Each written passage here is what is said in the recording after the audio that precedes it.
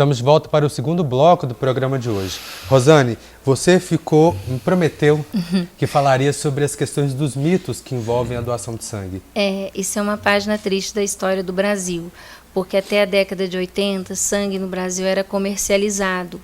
E o que acontece? Hoje não, hoje a doação tem que ser totalmente desinteressada, altruísta mesmo, voluntária, por solidariedade mesmo. Então, o que acontecia? A pessoa vendia o sangue. Então, os bancos não tinham interesse demais em se preocupar com a qualidade, eles tinham interesse em ter quantidade. Então, se eu chegava lá e eu era uma pessoa que dizia que tinha sangue ralo, eles diziam, doa que engorda. Se eu falasse assim, eu queria doar para ver se eu ganho peso, doa. Não, se fosse sangue ralo, doa que engrossa. Se eu fosse magra, doa que engorda. Se eu fosse gorda e queria emagrecer, doa que emagrece. E tem a pior de todas, que é o doar sangue vicia. E até hoje, a gente ainda recebe doador falando que o braço dele está com a veia pulando, que está na hora dele doar sangue e que a gente precisa recebê-lo. E existem prazos, né? Um homem pode doar de 60 em 60 dias, desde que não passe de 4 doações em 12 meses. A mulher de 90 em 90, desde que não passe de 3 em 12 meses. E às vezes o doador chega antes do prazo, fala que a veia dele já está na hora, porque ele acabou tomando para si, o psicológico dele absorveu isso. E foi por conta desse descuidado, vamos dizer assim, com a saúde pública e com a política do sangue, que na década de 80, infelizmente, com o surgimento da AIDS, a gente teve muita contaminação, não só por AIDS, mas por muitas doenças, e muitas pessoas foram vitimadas por esse tipo de descuidado, de comércio mesmo, de algo que é remédio. Sangue é remédio. Rosane, inclusive, algumas pessoas, eu me lembro até, desculpe, eu me lembro até que tinha um comentário entre pessoas assim mais simples e que de repente tinham alguma dificuldade financeira, em que ela estava precisando de um valor, então vendia o sangue, né? E como você falou, né, provavelmente aquilo ali era um comércio, apesar de que satisfazia uma necessidade de uma pessoa, mas criava uma dependência e criava um outro problema. Agora, eu fiquei em dúvida quando você estava falando sobre a questão do piercing e da tatuagem. Sim. Eu queria que você esclarecesse para o nosso espectador por que tem que esperar um ano para o piercing e para a tatuagem. E também queria saber de você o seguinte: a pessoa fez uma cirurgia, pequena ou grande, ela também tem de esperar um tempo? Tem, todas têm seus prazos. Sim. Vamos começar pelas tatuagens e piercings. Sim. É porque a gente prefere pecar pelo excesso do que pelo descuido ali. Então, o que acontece? Quando a pessoa diz que fez uma tatuagem, um piercing, a gente não sabe se ela fez num lugar que atende às exigências da Anvisa, se foi feito com todos os cuidados de higiene necessários. Então, é um tipo de procedimento que a pessoa pode contrair doenças como hepatite B, só um exemplo que eu estou dando, que às vezes podem demorar muitos meses a se manifestar. Então, eu já posso ser uma pessoa que tenho a doença, ainda não manifestei nem o vírus, mas ainda vou manifestar. Então, se esse sangue for transfundido e a gente não conseguir pegar o vírus, muito difícil de não pegar, a gente normalmente pega, e se pegar, a gente vai chamar, vai fazer uma segunda amostra e confirmar, se for uma confirmação ou se for um falso positivo, a gente vai avisar, porque os nossos exames são excessivamente sensíveis mesmo. Então, muito falso positivo acontece. Então, para que haja essa segurança, a gente deixa um ano de segurança mesmo, para que a pessoa que fez piercing ou tatuagem volte a doar sangue. Perfeito. Agora, as cirurgias, elas têm uma variedade de prazo. Por exemplo, um parto normal é 3 meses, a cesariana já é 6 por causa do tipo de anestesia. Então, cada cirurgia vai ter o seu tempo. Um implante dentário, por exemplo, se não houve medicamento, daí 2 semanas a pessoa pode doar. Então, cada tipo de doação vai ser de acordo com o que o médico falar.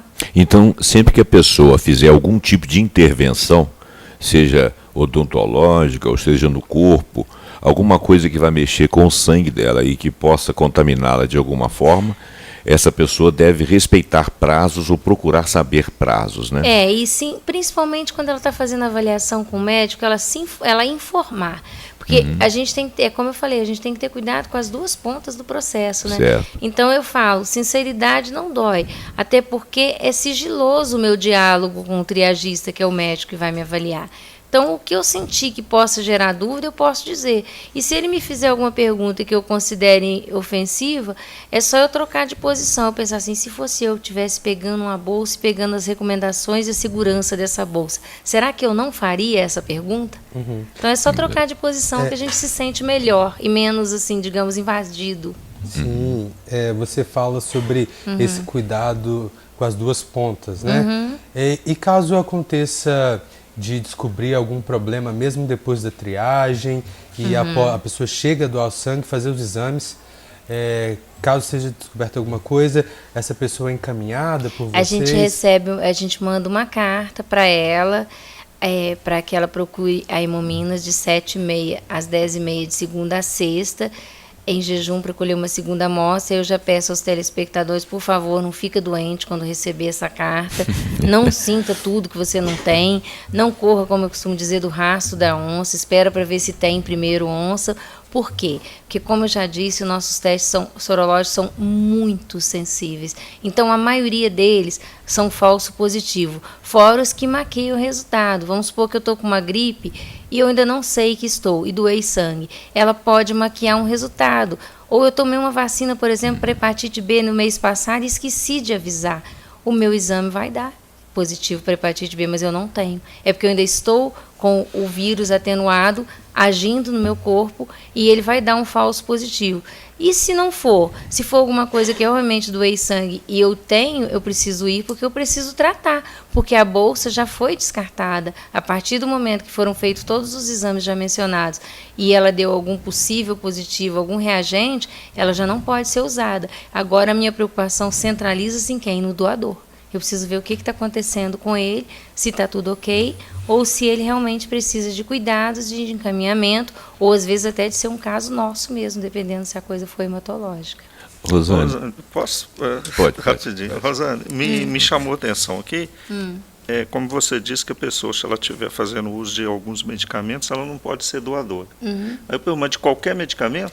Pode ser, por exemplo, se a pessoa tem pressão arterial, ela utiliza um remédio para poder controlar a pressão arterial. Só existe um medicamento que ela pode doar, e como a gente está num programa de TV, eu não posso dar o nome, né? Certo. Mas a maioria dos remédios não pode, hipertenso não pode, até porque o hipertenso normalmente não pode. E nem o hipotenso, a pessoa que tem a pressão baixa, porque durante a doação de sangue a nossa pressão tende a cair um pouco. É normal. Então, o hipotenso ela não vai cair, ela vai despencar. E no hipertenso, o que acontece? Ela cai, mas na hora de subir, ela não sobe calmamente como de uma pessoa que tem a pressão arterial normal, ela sobe demais. E aí ela pode subir rápido demais e causar um dano para ele, até tipo um AVC. Então, às vezes, o doador fica ofendido, mas o nosso cuidado é com ele. Com ele. Isso é importante. Eu acho que a minha pergunta, ela ia bater com a dele ali. Não, sem problema. Eu acho que houve uma complementação. Porque eu ia falar de doenças crônicas. Que nem todas as doenças crônicas são passíveis de ter uma terapia medicamentosa, certo? Tem doenças crônicas que a pessoa convive com aquilo ali de alguma forma, com algum... não necessariamente com a medicação. E tem doenças crônicas que têm a medicação. Então, a pergunta é o seguinte, das doenças crônicas, por que a doença crônica é impedida, a pessoa que tem doença crônica é impedida de vacina e também de doação de sangue? Aí eu queria que você falasse quais são essas doenças e o porquê. Mas pode ser daqui a pouquinho? Tá, pode. Vamos pausar mais uma vez o nosso programa e já voltamos.